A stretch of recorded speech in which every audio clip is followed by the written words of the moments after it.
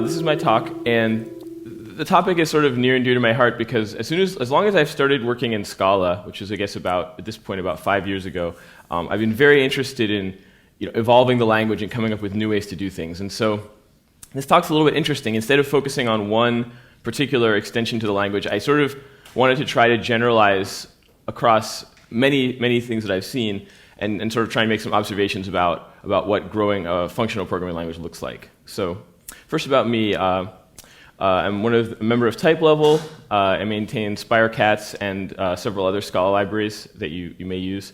And I have sort of a dual interest in kind of expressiveness and purity, but also kind of in performance, which sometimes those are potentially in conflict in interesting ways. And sort of for my day job, I support machine learning at Stripe. I work with a bunch of really great folks over there, Oscar Boykin, Tom Switzer. So if you're interested in my work at Stripe or anything like that, please come talk to me later. So like I said, this talk is about sort of growing functional programming languages in terms of sort of what they can express or what you want to do with it. And it's informed by my work in Scala. My hope is that it sort of generalizes to other functional programming languages. I've had Haskell in mind a little bit while making this talk. But in terms of the specific projects I'm going to be talking about, it's kind of explaining how we got to where we are now in Scala, and then hopefully to motivate you all to go and do future work to kind of improve where we are and actually get us to an even better place in the months and years to come. Another thing that's maybe worth pointing out is that I'm kind of focused on like surface level interface and ergonomics. So I think there's a lot of like interesting like PLT that goes on in this arena around kind of how expressive your languages are and kind of what you might or might not want. That's a little bit out of my depth, so I mean I think that stuff is relevant, but I'm maybe not going to sort of focus on it here in this talk. Really, I'm trying to kind of generalize this experience I've had across projects, and so take this with as much salt as you think you need. I'm not trying to say that I'm the authority up here. This is just sort of some observations that I thought were interesting.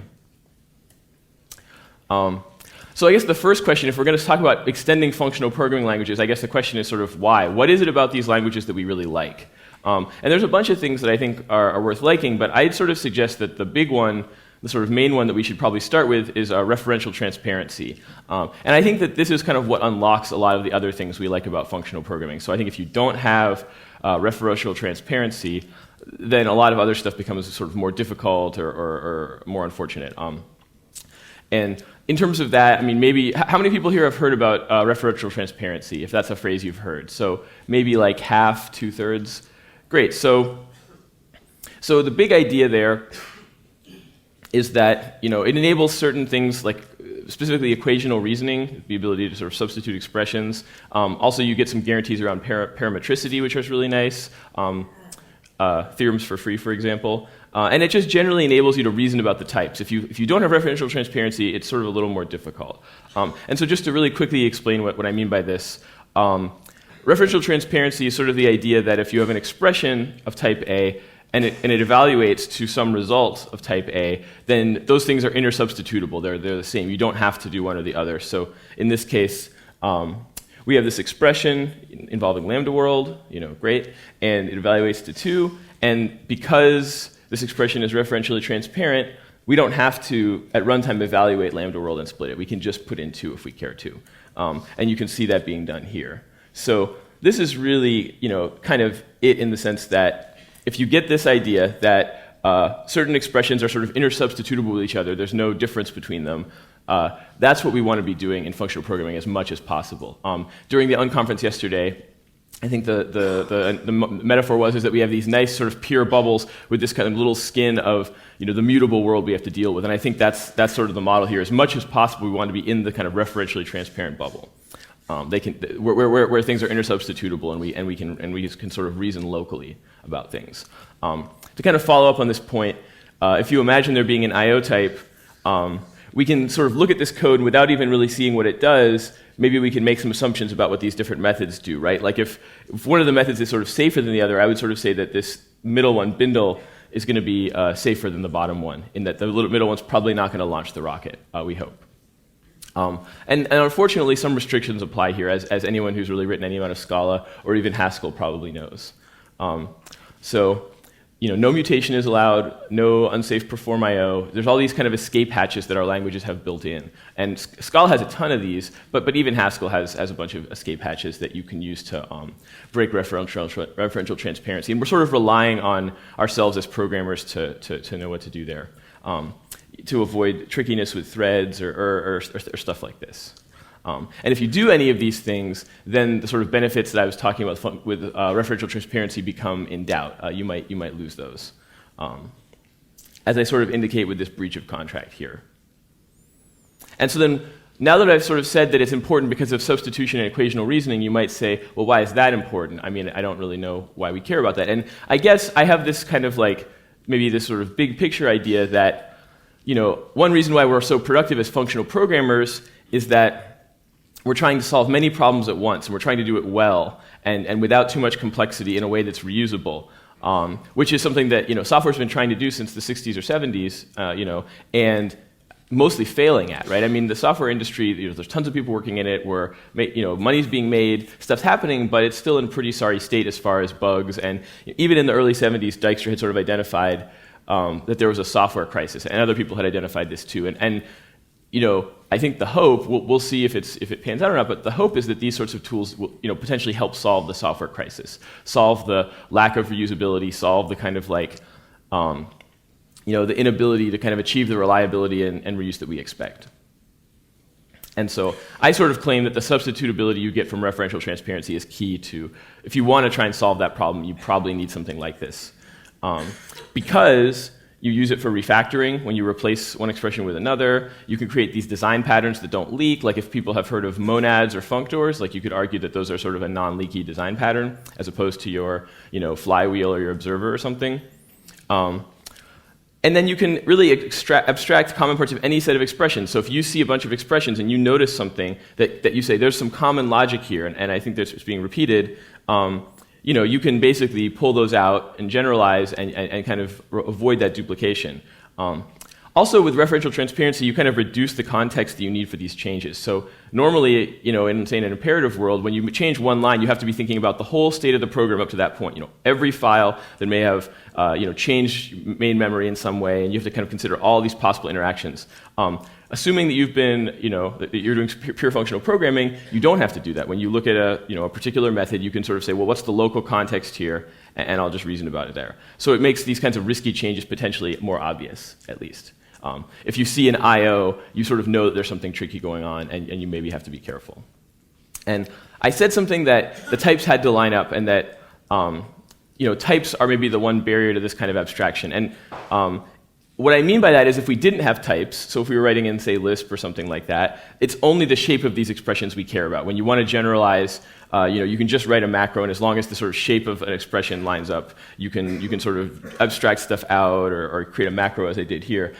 You may have different problems in the Lisp case, right? I'm not trying to say that it's actually going to be necessarily a better experience, but in terms of seeing how you sort of pull these things apart and substitute, it's a little bit easier. And I'll sort of give you another kind of provocative example about this. So this is some Python code. I don't really write a lot of Python these days, but we can sort of see what it does, right? We've got a bunch of fields defined for a dog, and then in the constructor, we initialize them, and then when we want to sort of encode it as JSON, we sort of build this JSON object, and we dump it. And I think the notable thing here is that no matter how many fields we want the dog object to have, we only really modify one line. So I can have 5 fields, we could have 50 fields, right? And the code stays pretty much the same. Now the question is, sort of what does this look like in a statically typed world, sort of when you first learn your statically typed programming language? And so in Scala, it's probably going to look something like this, where you've got your 5 fields, and then you sort of encode them, and you have to have these different encoders for different types. So that's a lot more code, and if there were 50 of these, it'd be a lot more code too. And if you're coming from something like Python, it's not immediately obvious how you abstract this. And just to show that it isn't Scala specific, this is the sort of Haskell example with records, and it's pretty much the same. I mean, the same number of lines, same complexity. And so my claim is that even though types are great, and I mean, I actually love types, a lot of what we're trying to do with growing the language is really addressing the fact that these powerful types can themselves sometimes be difficult to generalize over in a way that sort of values are not hard to generate over.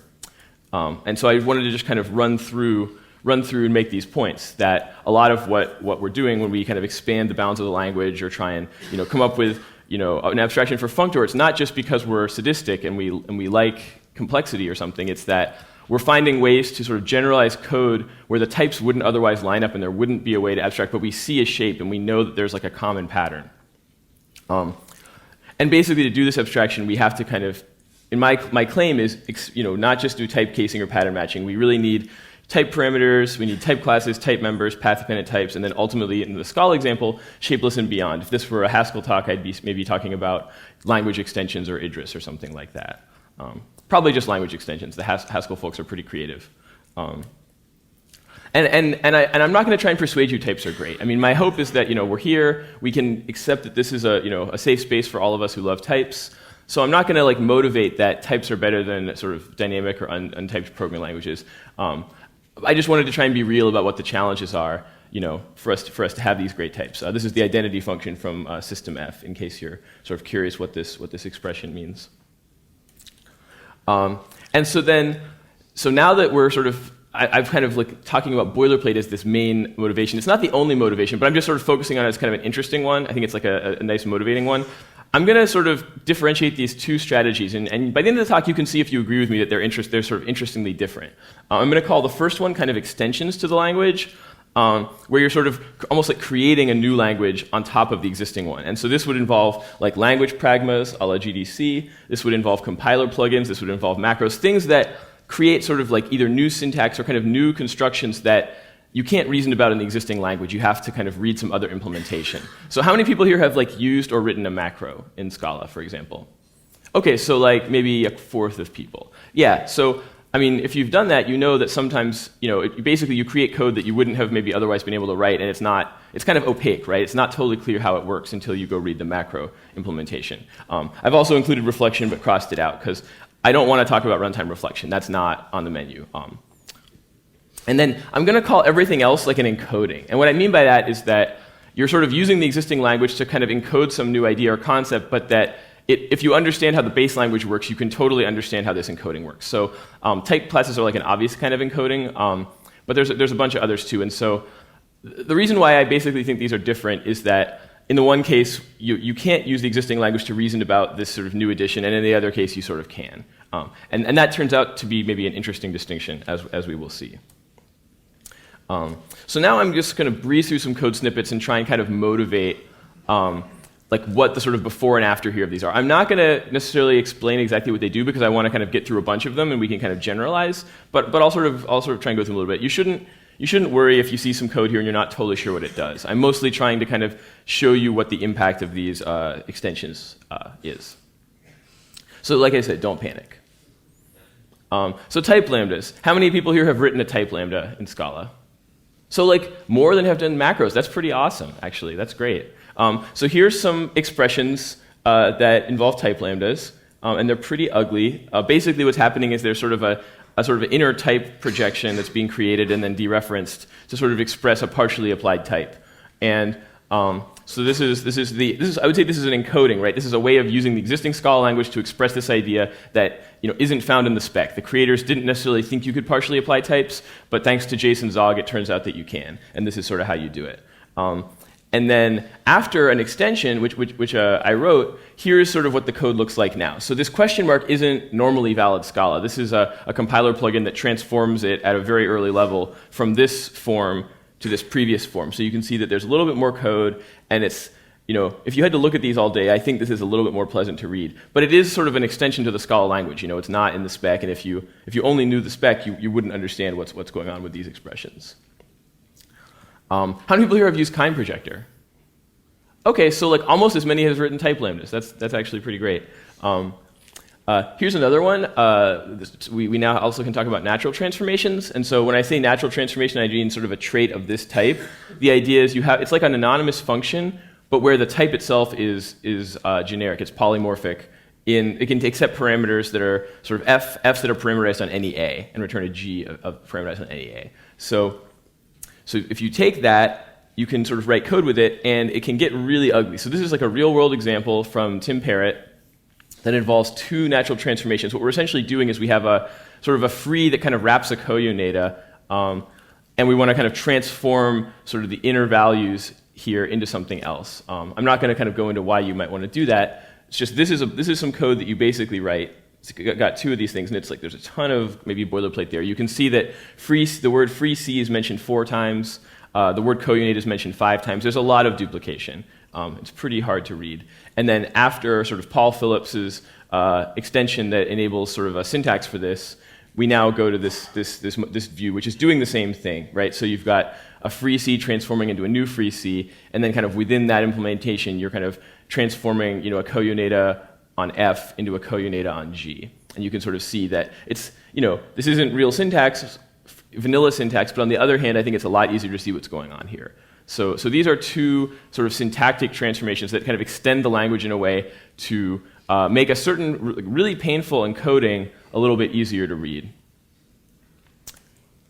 So great. I mean, we can sort of put some of that aside, maybe go on to slightly simpler code. But sort of this is kind of the idea that these extensions are sort of expanding the possible language versus these sort of encodings that maybe allow us to express new things, but sort of just use the existing language. So what's another example here? Well, so I'm sort of assuming a lot of people raise their hand, but how many people here have worked with type classes in Scala? Okay, so maybe like a third or half. So type classes are this like alternate form of polymorphism. If you don't want to use inheritance, you can use this. It has some advantages. There's been a bunch written about it, pioneered in Haskell, but now several languages sort of use a similar strategy. Like Rust has something very similar to type classes. Many other languages have something sort of equivalent. So here's some code that abstracts that we see some duplication between these two methods, one involving doubles and big decimals. But those have no common ancestor. There's no way, sort of in traditional object-oriented programming, that we can easily make this code generic. We have two methods, and then we call each of them here. And so what I'm sort of saying is that this is sort of using an encoding of type classes in Scala, or something like type classes if you want to be really precise. To sort of write one generic method and to then apply it twice. So you can see that we still have the same function applications, but we only have one function, and it's generic. And it's only a little bit more complex than it previously was. Incidentally, the sort of first min-generic application involving doubles, take a moment to yourself to figure out what you think that evaluates to. It's pretty interesting. The answer turns out to be -0 is the result. Not 0, but -0. So floating point is great. Anyway, so does Scala have type classes? So we have this encoding.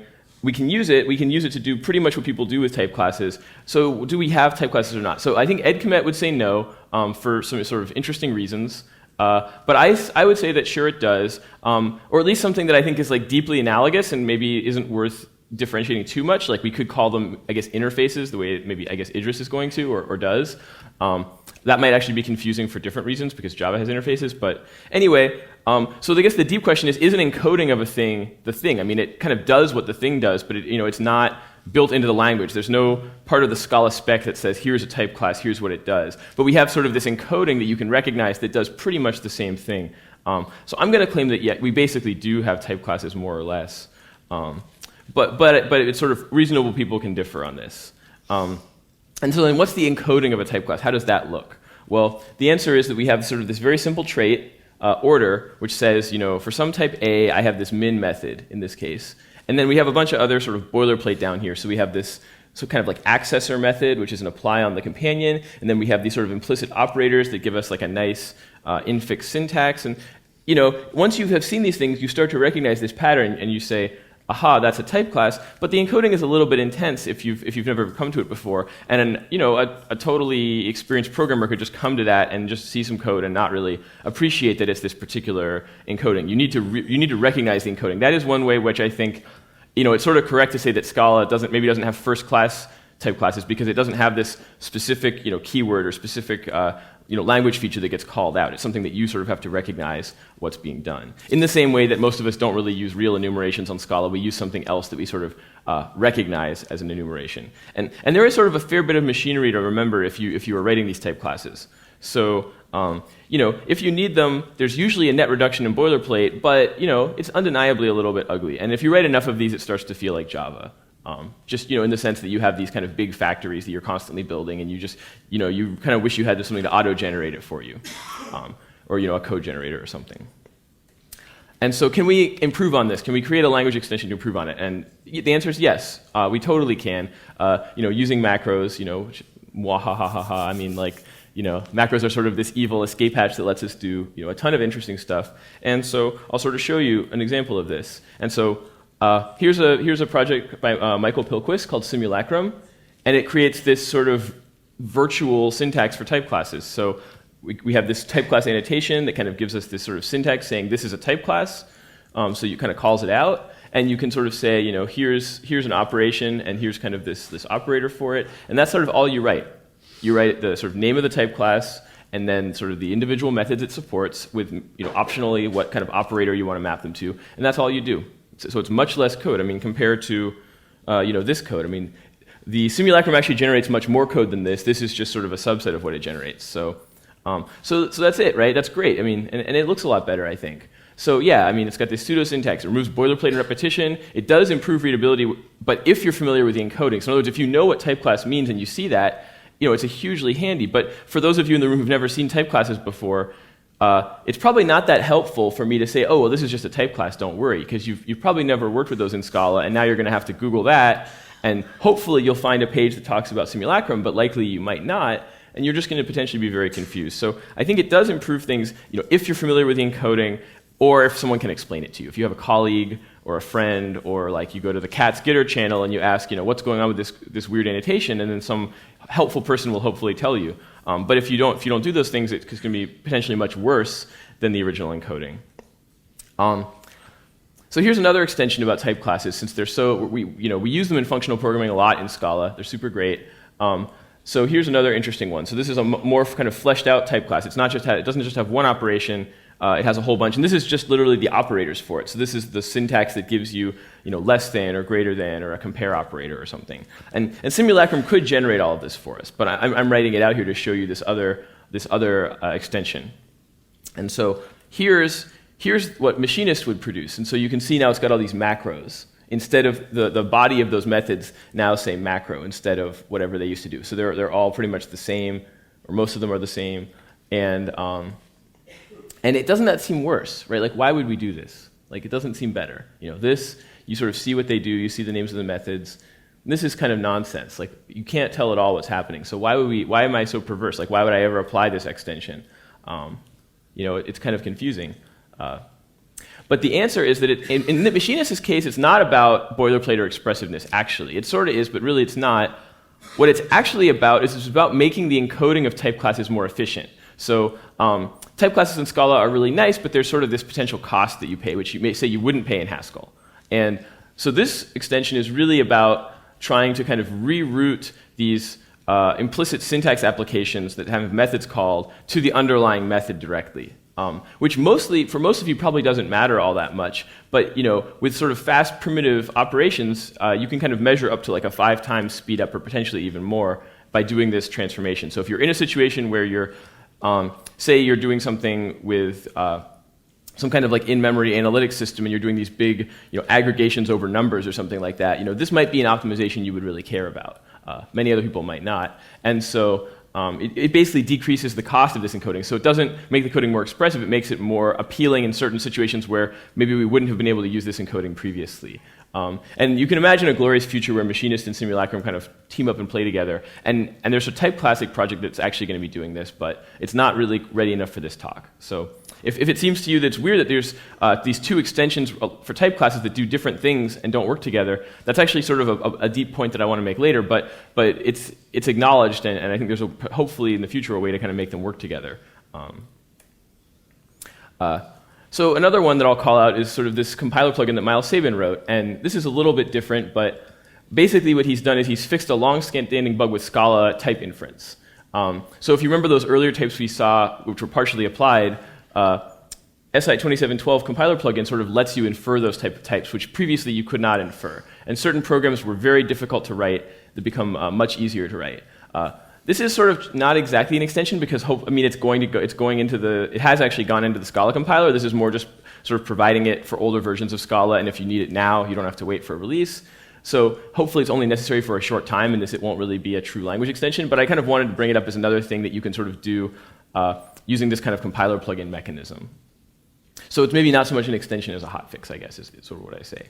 And so I've talked a lot about extensions, and like I said, when I came to Scala, I was really jazzed about compiler plugins. I was really jazzed when macros came out. I really liked these tree rewriting. I had an idea of what I wanted the code to compile to, and I really loved the control that I got. So extensions kind of let you do that, right? We can support these new abstractions. We remove ugly boilerplate. We can improve sort of both the performance of the compiler in Miles' case and then the performance of the code the compiler produces in my case. So great. So we're pretty much done, right? Well, there's sort of an other side, and I don't think I really appreciated this when I sort of started, but I think I'm appreciating more now, which is that these extensions, at least some of the ones I showed you, sort of use up sort of syntactic or semantic space. So when there's a type class encoding, there's potentially many ways to encode type classes, and they're interoperable, right? They work together. Once you standardize on simulacrum, there's sort of one way to do it, and you have to kind of commit to that. And if you don't, there's going to be this weird inconsistency where you've got things that are type classes but aren't really labeled as such. And a lot of these things are pretty hard to Google. I mean, we get, even though lots of people are using kind-projector, there's very frequently questions in the Cat's Skitter channel about what are these question marks, what are these little lambda symbols, like what's going on, and we have to point people at the page or point people at the frequently asked questions for kind-projector. So they definitely are somewhat hard to Google and kind of opaque. And there's kind of this weird one that I didn't really demonstrate this today, but I'm going to assert it, which is that extensions often kind of apply in this global way. Like when you turn on a compiler plugin for your project, it compiles all your code. And so if your compiler plugin is really targeted, maybe that's okay, but if your compiler plugin kind of changes the language in a really interesting way, everyone in your project has to accept this language change because and everyone gets it, right? That's the benefit. The benefit is that everyone has this uniform change. The bad news is that if it's a change that maybe you don't want applied universally, that becomes difficult. And there's some examples I could get to in Haskell about, say, like the GADT language flag, which changes type inference in some way. So you might use this, and then your teammates now can't infer code they're used to being able to infer, and they're kind of unhappy with you for using this language feature that's enabled you to write this really expressive code that you wanted to write, but it's maybe made certain other code more difficult, or at least different than it would have been. And then the point earlier with simulacrum I think is really worth calling out, that these extensions are often incompatible in the sense that we have two extensions for type classes that don't really work together. And this is a problem, I think, with macros versus other things, which is that it's hard to make them composable. So simulacrum wants to generate type classes one way, machinist wants to do it another, and to make them work together, you have to spend a lot of time kind of finding that overlap and really getting it working. And if someone wrote a third one, integrating that would be even more work. They don't kind of cleanly compose in the way we want our functional programs to compose. So this is a big downside. And ultimately, I'd say these extensions are kind of analogous to jargon, which is that if you really need to repeat this phrase all the time, it's worth coming up with jargon for it. But if you create too much jargon, it becomes very difficult to work with you or kind of in your community. So I think it's worth being a little more careful. And there's also sort of another kind of point which had never occurred to me, but I sort of had this conversation that kind of blew my mind a little bit. So I had this war on boilerplate and this war on these sort of expensive encodings and everything. And I was talking to Aaron Levin about this, and he said something interesting to me when I was talking to him about machinist and type classic and simulacrum and all these different extensions, where he sort of said, sure, that's great, your type class extensions are interesting, but actually I think I prefer seeing the encoding. And it just never occurred to me that someone would want to see the encoding. I've been trying to hide these encodings the whole time. I just never wanted to see them. They seemed obvious to me, or I just thought they were unnecessary. And then it really got me thinking, Aaron's a really smart guy who knows a lot, and he wants to see this encoding. Why is that? And I kind of had to struggle with it because it really went against the direction I thought Scala should be going. And I think I've sort of, it kind of blew my mind, but I've sort of made peace with it at this point. And basically what I sort of think is that an interesting thing about Scala in particular, but functional programming in general, is that these encodings, these can be really powerful, and they kind of have pedagogical value in the sense that if you didn't know what a type class was, but you knew how to write Scala, I can basically show you how they work in a way that a language with first-class type classes can't, because it's just part of the language. You have to just learn how this is semantics for type classes. I mean, they may be more powerful, but it's interesting that this kind of provides an on-ramp from kind of an ugly imperative world where I can say, okay, well, if you start writing your code in this referential transparent way, and you do this and you do that, I can kind of show you the benefits, and I can show you these encodings in a way that your previous knowledge lets you understand. And sort of the same thing goes for some of the kind of dependently typed examples that Shapeless does, right? A lot of them are encoded in maybe like a weird subset of Scala, but you can kind of understand it. Like if you really learn how the language works, you can understand how most of shapeless works, which is very interesting compared to like if you learn an actual type with language with first class dependent types.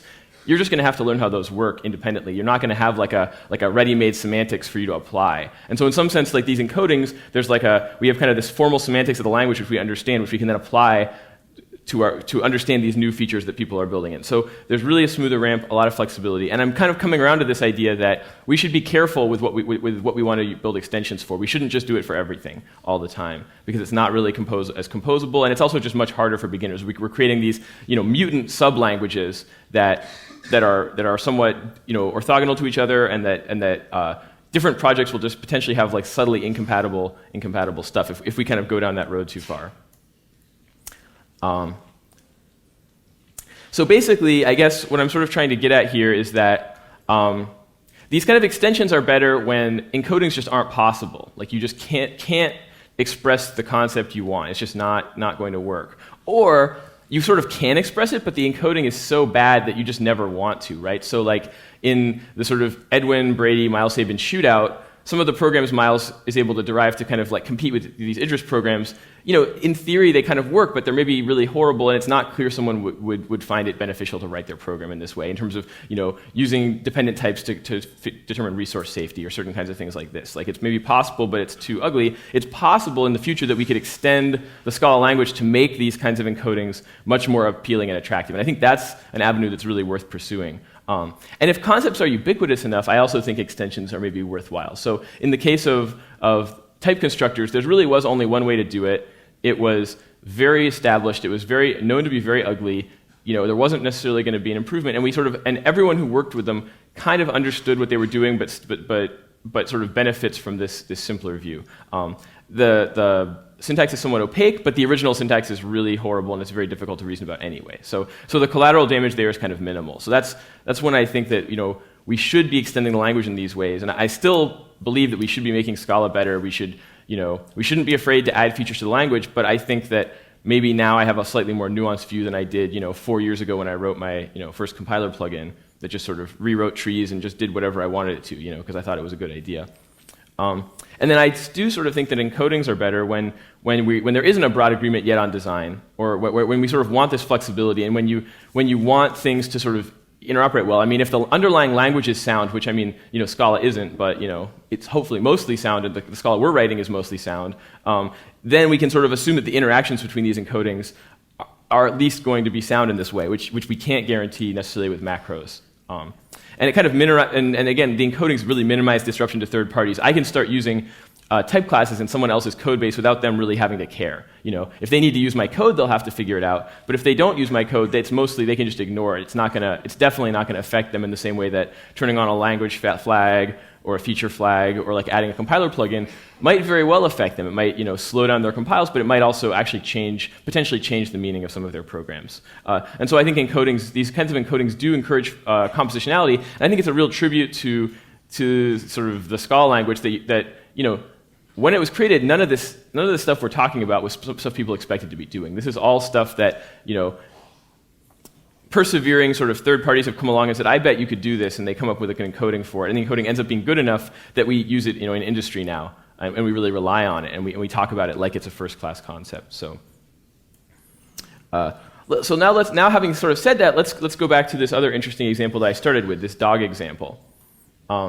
So here's like a slightly more idiomatic way to do the JSON encoding. So we've got this dog class with some fields, and then we have this encoder. And I'm using Circe here. I didn't actually include the import, but I'm using this Circe encoder. So this takes a dog comes in, and we basically analyze the dog, and we scan it and stuff, and then we sort of spit out JSON that represents this dog, which we could send across the internet, and then we could create the dog somewhere else. The dog comes in here and kind of goes out here. So this is more idiomatic code, and then Shazam. With Circe, we can just derive this code, right? So if you go before, we have all this code here, this encoder, and it basically just vanishes, right? There's these two imports, and that's it. We call derive encoder, and we're just done. It's like pretty magical, right? This seems like the kind of thing I'm talking about. Like how, if you want to know how derive encoder works, I mean, you don't really have any clues here. You have to go read it, and it turns out to be to be this sort of interesting kind of combination of code. So what's happening? Well, so it comes from Circe, it uses shapeless, and it actually uses some macros of its own, so it's not, it does have this kind of, sort of extra language stuff going on. It's using compile time reflection, which isn't runtime reflection, so I'm going to declare it okay here. And really what it's doing here is it's deriving the types and values you need from a type level representation that it's building, using shapeless, which was inspired by Scrap Your Boilerplate, as well as Idris and a lot of other work in kind of generic programming and polytypic programming. So is shapeless an encoding or an extension? Like, it sounds like there's maybe macros involved, but there's also this Scala, like, language level representation of it. And it sort of does both, right? So it uses implicit search to implement kind of induction or recursion. It heavily uses type constructors and type members to sort of express the sort of like logic that you're encoding this way, the dependently typed logic. It's using path-dependent types, it's using singleton types, existentials, but it's also using some macros. If you go to the project and grep for macro, you'll find stuff. So what is it doing? And I guess what I would sort of say is that shapeless is kind of doing both. Initially, it was just an encoding. If you go back to the early stages of the project, it really was just vanilla Scala code that Miles had figured out. You could actually encode, hybrid lists, heterogeneous lists, H-lists, and things like that. A church encoding of natural numbers that you could then operate with at compile time, stuff like that. Eventually, he broke down and used a macro. I remember when he told me that he had used a macro, because we used to have these arguments that I was very pro macro and pro tree rewriting, and Miles was really did not want to do it because he didn't think it was composable, didn't think it was, really wanted to avoid it. But eventually it became too, Eugene Burmako won him over, and it was just too useful. So it continues to mostly stick to Scala proper. It's mostly encoding, but it does, every time I look, there's sort of a few more macros that do sort of interesting things that he either wasn't able to do or that was sort of too maybe cumbersome to do otherwise. So basically what's happening is it started out as this encoding, is now kind of slowly being taken over by these macros and language extensions. And so basically, to kind of sum back up, so that's sort of the, if this were a dialectic, that would have been kind of the synthesis where it's both, right? It's an encoding and an extension. To kind of sum back up here, encodings draw on our existing language knowledge. So if we work in Scala or work in another language, work in Haskell, we sort of develop an idea of how it works, like a hopefully pretty complete semantic model of what's going on. And so with encodings, we're sort of pushing out the boundaries of what we could do. We didn't, 10 years ago, no one really thought you could write dependently typed Haskell code, but it turns out you totally can, and people are now doing it to kind of see what's possible, see how far you can go. And the same thing with Scala, with a lot of people who have been talking about these extensions, seeing how far you can go, seeing what you can do. But it sort of preserves the original space of the language and sort of the flexibility for it to change in the future. And so really with encodings, there's kind of the short-term payoff of functionality, and then kind of, as we saw with shapeless, an established encoding becomes kind of a candidate for some future extensions. Once you have a really established idea of how H-lists probably should work, maybe if you can speed up compilation by extending the language in some way, or if you can kind of make it more expressive by extending the language in some way, at that point it's worth doing. But maybe you shouldn't start there. You should see how far you can get with an encoding, and once it's really working for people, or once you kind of understand the limitations, that gives you some context for when you might actually want to extend the language. And then extensions. Like I said, I sort of think that theoretically you're sort of creating a new language often. Sometimes it's a very trivial extension to the original language. And sometimes it just involves tree rewriting or similar, which isn't necessarily extending in some sense it's not extending the language, but in some sense I think it is, because it's these kind of opaque constructs that generate bytecode you weren't expecting. There's a much higher learning curve, but much better ergonomics in a lot of cases. I think it'd be hard to argue with the idea that simulacrum doesn't provide a much more sort of fluid type class experience. And I think extensions, what they represent for us is a long-term investment in the language. So we basically say, here's potentially incompatible change. We could propose it to the Lightbend Scala team. We could build a compiler plugin. We could put it in type-level Scala compiler. We could do these things. And initially, it's going to be complicated. People won't understand it. Maybe it's, but if it proves itself in 5 years, maybe it's going to be an essential part of writing Scala for us. And so I think it's worth doing, but it's kind of worth doing with this longer timetable in mind. If you only need something next week, I think an encoding is a much better direction to go. And similarly, when you're doing a macro or compiler plugin, you can really do anything. And with great power comes great responsibility. One thing that I maybe should add is that a cool thing about working in these functional languages is, like, how many of you have written like a compiler plugin for Python or something? I just don't know how you would do it. It's a real tribute to these functional languages that designed well enough that you actually can extend the language in like a reasonable way. Like there's tons of Haskell extensions. There's a bunch of Scala macros and compiler plugins. I mean, they're not always the easiest to read, but like compared to the trying to extend Ruby or something, I think it's like a much easier thing. And I think static types help here, and I think sort of separation of concerns and referential transparency really helps. So we have this great power to change our language in ways that maybe other paradigms don't. So we have to use it responsibly. And there, also something about power corrupts, right? I mean, that's something I've heard before. And I think maybe talk to Miles about that, see what he thinks about that. So basically my message to you is sort of go forth and grow the language, but hopefully in a sort of an ecologically sustainable way, right? We don't want like invasive kudzu taking over everywhere. What we do want are kind of these healthy ecosystems with new ecological niches, new types of predators and prey, and basically just this like very kind of like functional, referentially transparent world. So that's it for my talk, and I would love to take your questions if we have time, but we may not.